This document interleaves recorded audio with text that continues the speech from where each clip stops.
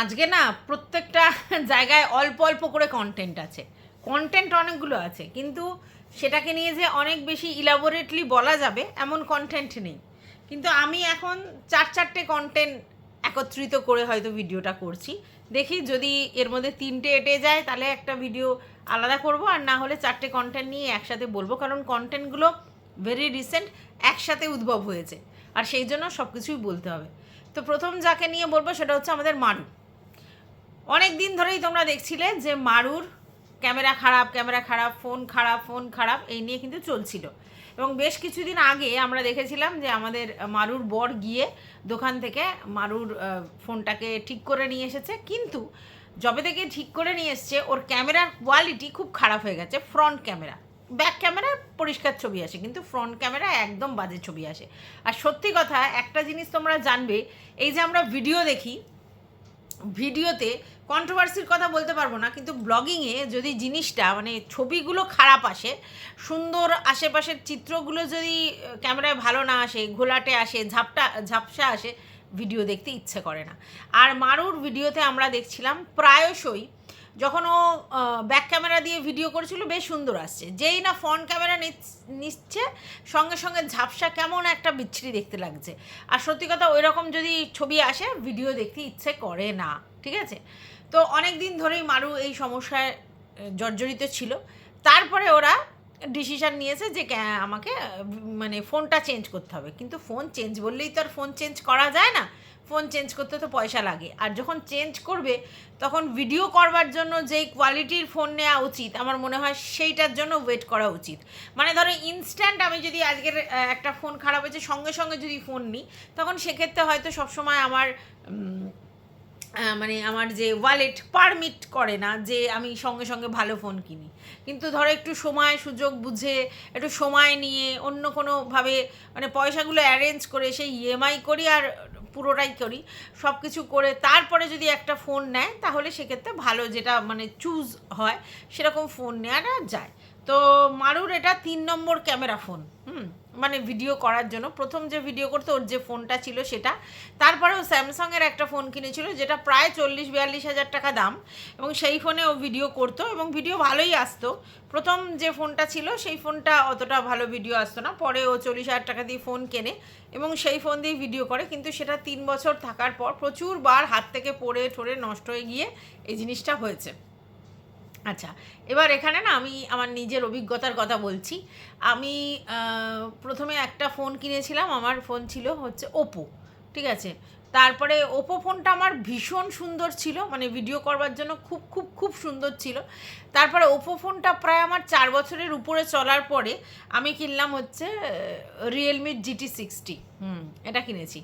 তো সেটা 2 বছর বয়স হয়েছে, এই জুলাই মাসেই কিনেছিলাম।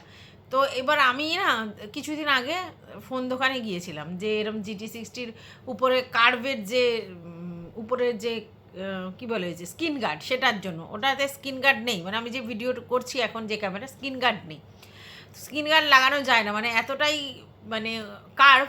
স্ক্রিন গার্ড লাগালে বাইরের ব্যাক কভারটা লাগানো যাবে না, আর স্ক্রিন গার্ডটা চট করে পাওয়া যায় না। তো যাই হোক, এবার গেছি, এবার গিয়ে আমি বলছি এরকম স্ক্রিন গার্ড আছে? ও বলছে যে কী, তা আমি কী কোম্পানির, তা আমি বললাম, না না না ও ব্যাকডেটেড ফোন, ওর আর পাওয়া যায় না। মানে 2 বছর হয়েছে, 2 বছরে তারা ফোনকে ব্যাকডেটেড বানিয়ে দিচ্ছে। মানে 2 বছর মানে অনেক ওদের কাছে বক্তব্য, 2 বছর টিকেছে একটা ফোন মানে অনেক। নর্মালি ওরা বলে যে 3 বছর, মানে যারা ভিডিও করে 3 বছর টিকছে মানে অনেক। ভিডিও না করে তার কাছে 4-5 বছর থাকতেই পারে, কিন্তু ভিডিও করলে তো ফোন নষ্ট হয়ে যায় তাড়াতাড়ি। তাহলে সেক্ষেত্রে 3 বছর মানে এনাফ হয়ে গেছে, আর 2 বছর মানে সে ব্যাকওয়ার্ড ফোন। আমি তো ভেবে অবাক। তারপরে আর এক জায়গায় গেলাম, বললো যে দাম প্রচুর কমে গেছে এই ফোনের, আমি যে টাকা দিয়ে কিনেছিলাম সেরকম নেই। তো আগে না আমি ভীষণ ভয় পেতাম যে বেশি দামের ফোন কিনবো, কেমন একটা ব্যাপারটা ছিল শাইনেস, যে না কম দামের ফোন দিয়ে কাজ চালাবো, অত বেশি দামের ফোন কেন কিনবো। এফোর্ড করতে পারলেও আমি বেশি দামের ফোন কেনার খুব একটা পক্ষপাতী ছিলাম না।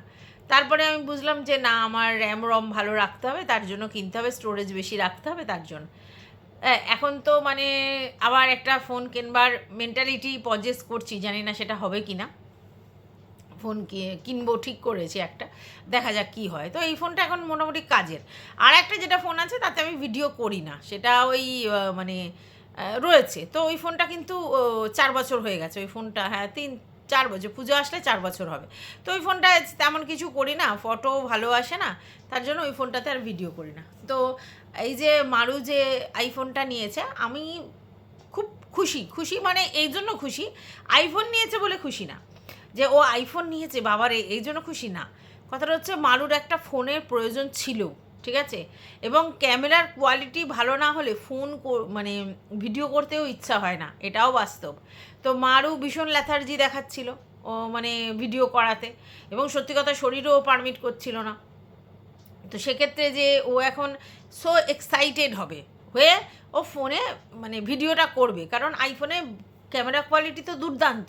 এবার এই ক্যামেরার জন্য ফোনে ভিডিওগুলো ভালো আসবে, তার জন্য ওর কাজ করার উদ্যমটা বেড়ে যাবে। এইটা আর একটা ব্যাপার আছে, যেহেতু সবে নাঙ্গুপুঙ্গু আসবে, হ্যাঁ, তো সেক্ষেত্রে কি নাঙ্গুপুঙ্গুর যে ছবিগুলো সেগুলো ওই আইফোনে খুব সুন্দর আসবে, সেটাও একটা দেখবার ইচ্ছা আছে। এবং নাঙ্গুপুঙ্গুর যে ভিডিওগুলো দেখাবে তো নিশ্চয়ই, তো সেগুলো বেশ ভালো উঠবে দেখব। তার জন্য এই যে ক্যামেরাটা এই মানে ফোনটাও চেঞ্জ করেছে, এতে আমি খুশি।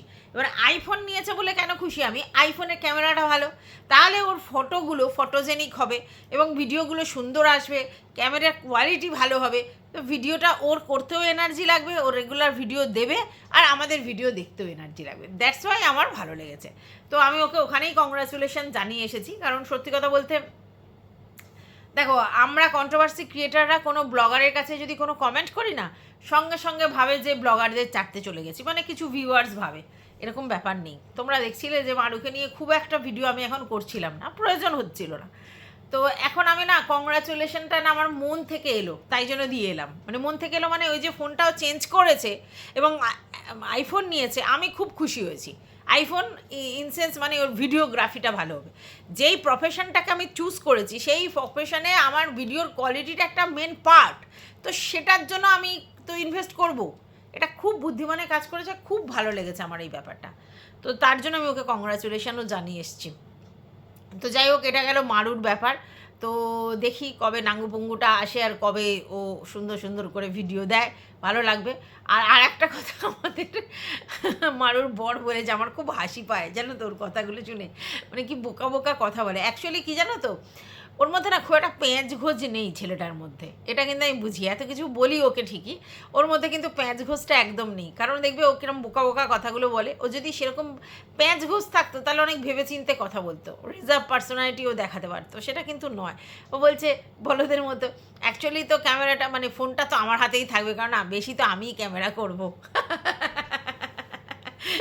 মানে আইফোনটা মারু কিনেছে, কিন্তু ব্যবহার তো ও বেশি করবে, কারণ ও তো বেশি ক্যামেরা করবে, সেই জন্য ওরও।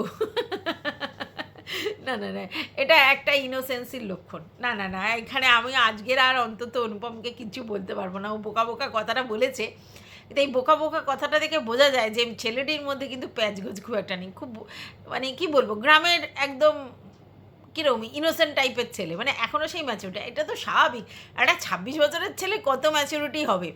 আর প্রেম করেছে তো মারুকে নিয়েই এতদিন চালিয়ে দিয়েছে, এবং নিজের মানে কাছাকাছি জায়গায়, ঠিক আছে। তো কত জগৎটা দেখেছে, আর কাজও করেছে। ধরো বাবাও যে দোকানটা আছে ও সেখানে আছে, ইলেকট্রিকের কাজ, ওই ব্যাপার। তো জগৎটাকে কতটা দেখেছে, তার জন্য ওর মধ্যে না ইনোসেন্সিটা রয়েছে, পিওরিটিটা রয়েছে, প্যাঁচ গোছ এখনও ঢোকেনি। তো ভালো লেগেছে আমার ব্যাপারটা।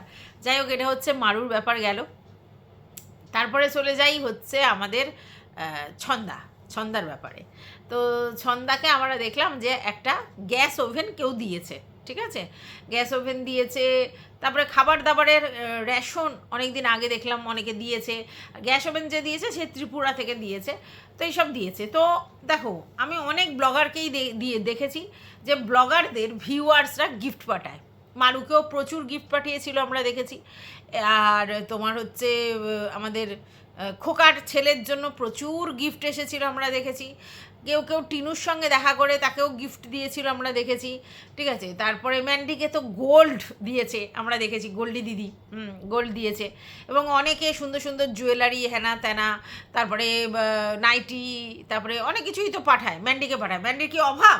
তা না, ওটা ভালোবেসে দেয়, ম্যান্ডির কিন্তু অভাব নেই, ঠিক আছে, যে অভাব বলে ম্যান্ডিকে দিয়েছে বা গোল্ড কিনতে পারছে না বলে ম্যান্ডিকে দিয়েছে তা তো নয়, সবই ম্যান্ডির আছে। তাহলে তারা দেয় কেন? ভালোবেসে দেয়। আচ্ছা, ওদিকে আমরা কিন্তু জানি ইনসাইড আউটের বাচ্চাকে অনেকে দেয়। আচ্ছা, ওদিকে তোমার হচ্ছে সোহিনী, ওকেও অনেকে দেয়, এবং সোহিনীকে দিয়ে প্রমোশনালের জন্য বেশি, প্রমোশন করানোর জন্য বেশি জিনিসপত্র দেয়। তারপরে আমরা দেখেছি এই রিহাঙ্কাকে, তাকেও দেয় হচ্ছে তোমার অনেক গিফট, কিন্তু সেগুলো প্রমোশনাল ভিডিও বেশি হয়, মানে ওদের যে পেজগুলো থাকে সেগুলোকে প্রমোশন করে দেয়। তো যাই হোক, এরকম গিফট দেওয়ার ব্যাপারটা কিন্তু রয়েছে, বাচ্চাদেরকেও দেয়, বড়োদেরকেও দেয়। এইবার এই যে ছন্দার তো জানো বর কিছুই করে না, তো সেক্ষেত্রে যদি ওকে ওর রেশনটা কেউ দেয়, হ্যাঁ, আর সেই রেশন নিয়ে যদি ও মানে ওর কিছুদিন চলে যায়, আমার মনে হয় সেটা খারাপ জিনিস নয়। কাউকে কেউ হেল্প করতেই পারে, যেহেতু ওর একটা বাচ্চা আছে, ছোট বাচ্চা, তাকে ভালোবেসে কেউ দিতেই পারে। আমার যদি কাউকে পছন্দ হয়, পছন্দ হয়ে গেলে আমি কাউকে কিছু একটা গিফট দিতেই পারি, তার আছে কি নেই সেটা পরের কথা। তবে হ্যাঁ, এই যে রেশন দিয়েছে এইটা আমার খুব পছন্দ। যদি বলো কেন, অন্য সাজ পোশাকের জিনিস, জামা কাপড়, শাড়ি গয়না ওকে দিয়ে লাভ তো নেই, মানে ইমিটেশন বা হ্যান ত্যান দিয়ে লাভ নেই। ওর রোজকার যে দিনচারিয়া, তাতে যেটা দেখেছি ও প্রচুর স্ট্রাগল করে, তো সেক্ষেত্রে ওকে কেউ যদি রেশনটা দেয়, তাহলে সেই মাসটা অন্তত ওর অনেকটা উপকার হয়, বাচ্চাটা একটু ভালো মন্দ পায় আর কি। তো আমার সেটা ভালো লেগেছে। ম্যাগি ফ্যাগি দিয়েছে, ওইসব দিয়েছে, হেলথ ড্রিঙ্কস দিয়েছে, তো এগুলো ভালো জিনিস। আর তারপরে পয়সা দিয়ে দিয়েছিল যে একটা গ্যাসের ওভেন কিনে নিতে, কারণ ওকে দেখেছি ইন্ডাকশানে রান্না করতে, তো গ্যাসের ওভেন কিনে নেওয়ার জন্য পয়সা দিয়েছে। এইটা আমার ভালো লেগেছে, যে আলটিমেটলি দেখো, কারোর সংসারে যদি আমরা দেখি যে অভাব অনটন আছে, তখন যারা হেল্প করার মানসিকতা রাখে, অনেকেই রাখে, তো তারা কিন্তু এরকমভাবে গিফট দেয়। এবার অনেকেই বলতে পারে যে তোমাকে ভিক্ষা দিয়েছে, এই করেছে, সেই করেছে। আমি যতদূর জানি বহু বহু ভিউয়ার্স আছে যারা ভালোবেসে এরকম দেয়, দিতে ভালোবাসে তারা। এই তো আমাদের কিছু কন্ট্রোভার্সি ক্রিয়েটার কেউ তো অনেকে অনেক কিছু দিয়েছে, কেউ লিপস্টিক পর্যন্ত গিফট দিয়েছে। তার কি লিপস্টিক কেনার পয়সা নেই? অবশ্যই আছে। তাহলে কেন দেয়? ভালোবাসে। আচ্ছা, আমি আমার কথা বলছি। আমাকে আমার জন্মদিনে একজন আমার মানে ভিউয়ার্স তথা ফ্রেন্ডশিপ হয়ে গিয়েছিল, সে কিন্তু আমাকে টাকা পাঠিয়েছিল। হ্যাঁ, আমি বলি কি সর্বনাশ, তুই এইটা করলি কেন, মানে তার সঙ্গে আমার তুই তো আমার এই সম্পর্ক হয়ে গেছিলো, কিন্তু সে আমাকে টাকা দিয়েছিল। কিসের জন্য বলো?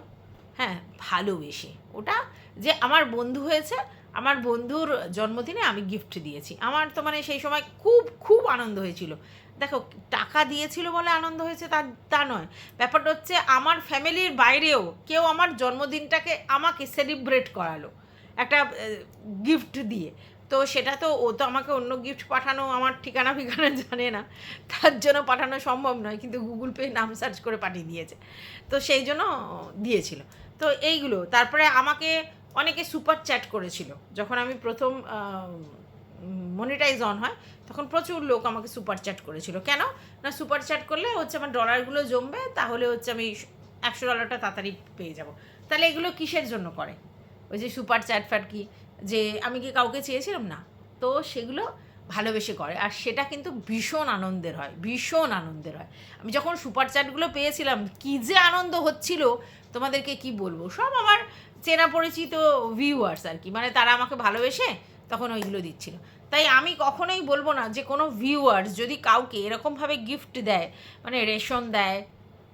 হ্যাঁ, আমাদের যে জার্নি ম্যাডাম ছিল তাকেও অনেকে এরকম রেশন টেশনের গিফট দিয়েছিল, তো ফিনাইল পর্যন্ত দিয়েছিল, তো ওকেও দিয়েছে। আমার এটা ভালো লেগেছে, এবং ওর বাচ্চাটা সত্যি ভীষণ ছোট একটা বাচ্চা, বাবা কিছু করে না। আমি বুঝি না যে ছেলেটা কেন কিছু করে না, আমি বুঝি না। ঠিক আছে, তো সেখানে ও গিফটগুলো পেয়েছে, সেগুলো নিয়ে অনেকে অনেক কিছু ওকে ভিউয়ার্সরা বলেছে, কিন্তু আমি বলবো বেশ করেছে, ও নিয়েছে, আর যে দিয়েছে সেও বেশ করেছে। আর এরকম দেওয়াটা তাদের ভালো লেগেছে তাই দিয়েছে, সেখানে অন্য কেউ কিছু বলার দরকার নেই। ভিখারি ভিখারি অমুক তমুক অনেক কিছু বলছে। এবার সেখানে ছন্দা একটা কথা বলেছে যেটা আমার ভালো লেগেছে, সেটা ছন্দা বলছে যে আগে প্রচুর কান্নাকাটি করেছি, কিছু মানে কমেন্ট ফমেন্ট পেয়ে বা কিছুতে কান্নাকাটি করেছি, বাট এখন আর না, এখন আমি যতই ইট পাটকেল মারো, আমি ভীষণ শক্ত করে নিয়েছি নিজের মনকে, তাই কিছুতেই কিছু গায়ে লাগে না। যারা নেগেটিভ কমেন্টস করার তারা করে যাবে, আমার কিছু ব্যাপার নেই। হ্যাঁ, এইটাই আসল বক্তব্য, ভিউয়ার্সরা পজিটিভ নেগেটিভ যে কোনো কমেন্ট করতে পারে, ভিউয়ার্সরা তোমাকে নেগেটিভ কিছু বলে যেতেই পারে, কিন্তু সেটাকে নিয়ে মাতামাতি করে কোনো লাভ নেই। Ignore is the best policy. কারণ আমাকে যে কাজটা করতে হবে আমাকে সে কাজটা করতে হবে, এবং আমাকে ভালোবেসে কেউ যদি কিছু দেয় সেটা তাদের আমার অ্যাপ্রিসিয়েট করার ব্যাপার। বাদ বাকি আমাকে কে কী বলছে সেগুলোকে ইগনোর করতে হবে, নাহলে তো খুব মুশকিল, খুব মুশকিল। যাই হোক, এটাও আমার বলার ছিল এইটা ছন্দার ব্যাপারে। আর একটা ব্যাপার হচ্ছে কাকলি, মনে আছে বেঙ্গলি ব্লগার কাকলি? সেই কাকলি যে কিনা কিছুদিন আগে, বেশ কিছুদিন আগে কন্ট্রোভার্সি হয়েছিল, তার হাজব্যান্ডের কাছ থেকে চলে গিয়েছিল, তারপরে বলেছিল যে একটা ডিসিশান নেবে একা থাকার, আর সহ্য হচ্ছে না, অমুক তমুক অমুক তমুক করে নানা কথা বলছে।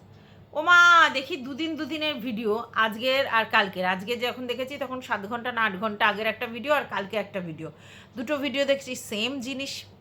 আবার সেই কন্ট্রোভার্সিয়াল ব্লগিং দিচ্ছে। এবার বলছে যখন দেয়ালে পিঠ থেকে যায় তখন কি করব। এবার সেখানে না কিছু লোকের কমেন্টস এসছে, তাদের বক্তব্য যে বারবার আপনি এরকম বলেন আবার এ করেন। তো সেখানে কিছু লোক বলছে যে এগুলো হচ্ছে তোমার কন্ট্রোভার্সির জন্যই করে আর কি, ঠিক আছে?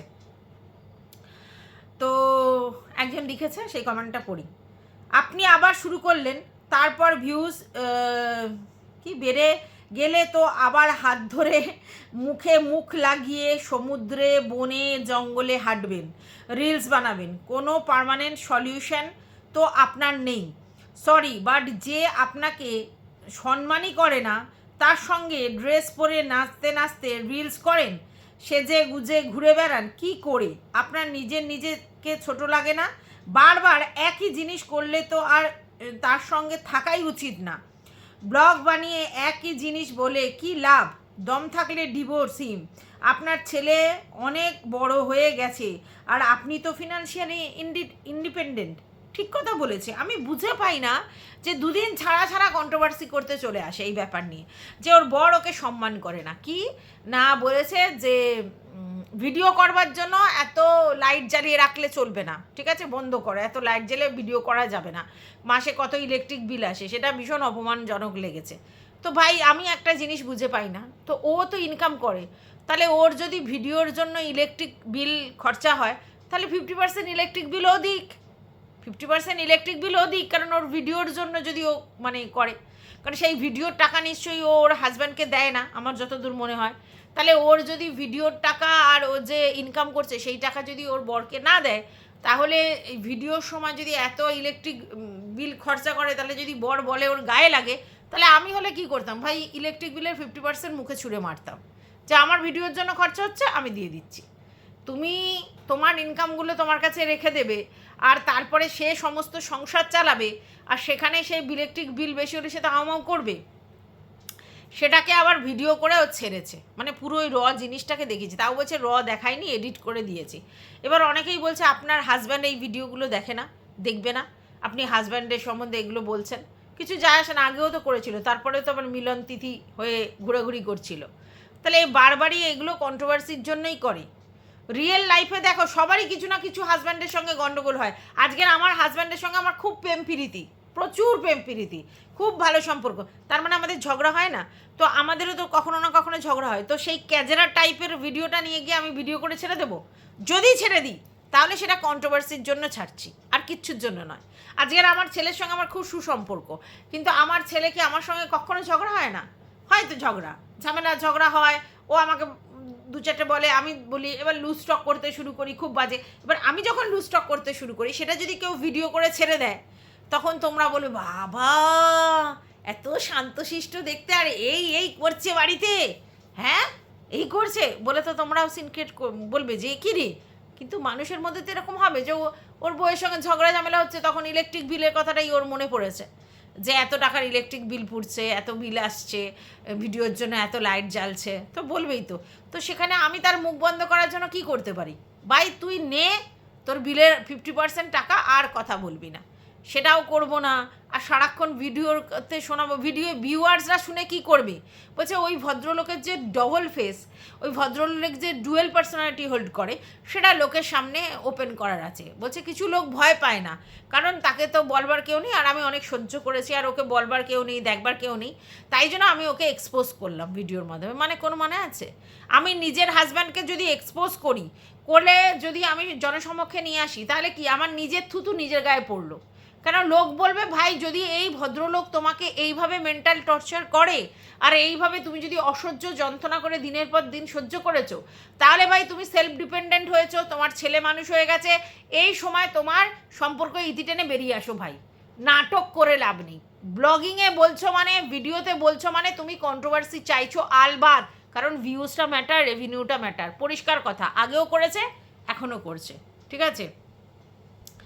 তারপরে কি বলছে, একটা কথা বুঝতে পারি না দিদি ভাই, তোমরা তো প্রায় ঘুরতে বেড়াতে যাও, তখন তো একটুও দেখলে মনে হয় না তোমার বর খারাপ? কে জানে, যতদূর জানি যে বদমাশ হবে সে জীবনে কত ঘোরা বেড়ানো পছন্দই করবে না। তোমরাই জানো কে সত্যি কে মিথ্যা। ঠিক কথা, ঠিক কথা। সে ঘুরতে বেড়াতে যাচ্ছে, শপিং করতে নিয়ে যাচ্ছে, স্কুটি করে নিয়ে যাচ্ছে, এটা করছে ওটা করছে, আর দুদিন ছাড়া ছাড়া ভিডিও করে ও নাটক করছে, নাটক মঞ্চস্থ করতে এসছে। আচ্ছা, একজন লিখেছে আপনি তো এই ইস্যু নিয়ে বেশ কিছুদিন আগেই কন্টেন্ট করেছিলেন ব্লগে, তারপর আবার ফিরে এলেন, আবার সেম রিপিট করছেন। ছেলে ম্যাচিওর, তার সাথে ডিসকাস করুন, তারও তো ফিউচার আছে, তার ওপিনিয়নটাও দরকার, একটা কিছু ফাইনাল করুন। আচ্ছা, সেখানে একজন লিখেছে অনলি ফর কন্টেন্ট ক্রিয়েশন, ফুল ভিডিওতে 5% এই ব্যাপারে কিচ্ছু বলবে না, কিছুদিন বাদে বাদে এই বিষয়ে সামনে সমন্বয় কিছু বলে দেন আফটার যেইকে সেই। ঠিক কথা, শুধুমাত্র ভিউজ আর কন্টেন্টের জন্যই এই কাণ্ডগুলো করছে, আগেও করেছে, এখনও করছে, ঠিক আছে? এবং আগের বারে করেও বললো একেবারে একা থাকবে, নিজে একটা ডিসিশান নিয়েছে, সেলফ ডিপেন্ডেন্ট হবে। উনি তো চাকরি করেন, প্লাস উনি হচ্ছে কন্টেন্ট ক্রিয়েট করেন, তাহলে ওনার একার জন্য যথেষ্ট, ঠিক আছে? তাহলে উনি কেন নিজের মতো করে ডিসিশান নিচ্ছে না? যেখানে সত্যি ওনার সম্মান নেই সেখানে পড়ে আছে কেন? কিসের স্বার্থে, কী কারণে পড়ে আছে?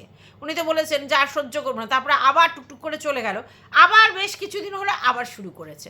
কী আশ্চর্য, যেগুলো ব্লগিংয়ে বলে কি হবে? কন্ট্রোভার্সি উৎপন্ন করা ছাড়া আর কিছু হবে?